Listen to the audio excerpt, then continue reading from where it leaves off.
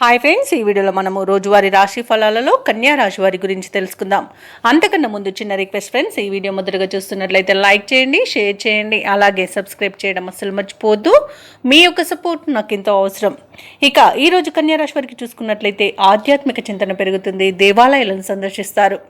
దేవాలయాలను సందర్శించినప్పుడు మీరు ముఖ్యంగా గుర్తుంచుకోవాల్సింది మీ ఇష్టదైవం యొక్క ఆరాధన అనేది మీకు మంచి చేస్తుంది. కాబట్టి తప్పకుండా దిశగా ప్రయత్నించండి.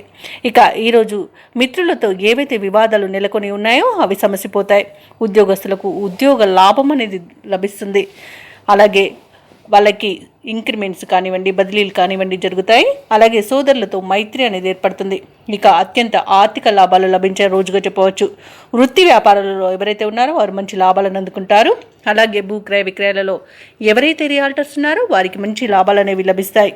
ఇక విద్యార్థులు పోటీ పరీక్షల్లో విజయాన్ని సాధిస్తారు. విదేశాలలో విద్యాపరంగా, వృత్తిపరంగా, వ్యాపారపరంగా ఎవరైతే నివసిస్తున్నారో వారికి మంచి శుభయోగాలు అనేవి కలుగుతాయి. అవసరానికి తగిన ధనం అనేది ఈరోజు లభిస్తుంది. వ్యవసాయదారులకు పంట లాభం అనేది కనబడుతుంది. అలాగే స్థలాలను, భూములను కొనుగోలు చేస్తారు.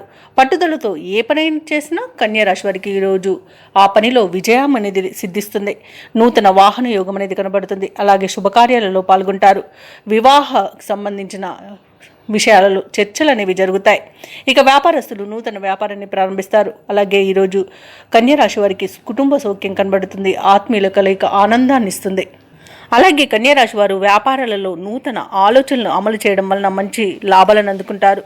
ఇక ఈరోజు వృత్తి ఉద్యోగాలలో ఎవరైతే ఉన్నారో వారికి సంతృప్తికరంగా సాగుతుంది. భూక్రయ విక్రయాలలో రియాల్టర్స్కి మంచి లాభాలు అందుతాయి.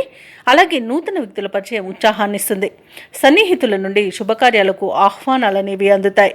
ఇక ఈరోజు కన్యా రాశి వారు అనుకున్న కార్యక్రమాలు పూర్తిగా మీ శ్రమంతోనే నమ్ముకొని పూర్తి చేయగలుగుతారు.